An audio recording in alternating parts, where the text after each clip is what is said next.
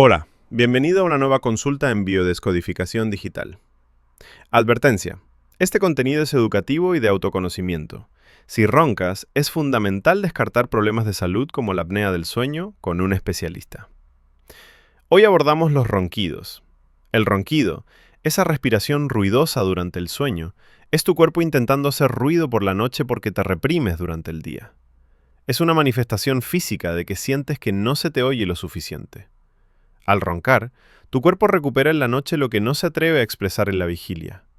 Si te reprimes por miedo al rechazo, tus ronquidos alejan a los demás, y ese alejamiento es el mismo rechazo que temías.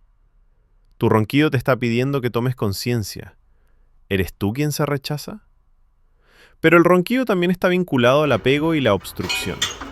Es el ruido que emites por un obstáculo en tus vías, y esto se refleja en tu mente. ¿Te estás agarrando a viejas ideas o actitudes?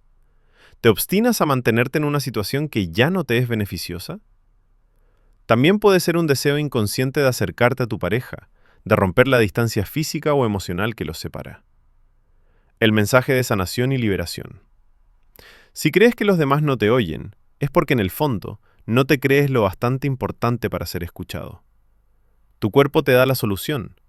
Date el derecho de querer atención. Reconoce tu importancia. Y date cuenta de que la incapacidad de que te oigan a veces es un reflejo de tu propia incapacidad de escuchar a los demás. Aprende a soltar esas viejas ideas y a dejar sitio a lo nuevo. Actúa de modo que tus comunicaciones sean claras y libres de malentendidos.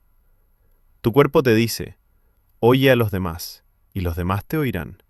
Incluso les gustará escucharte. Soy tu asistente de IA.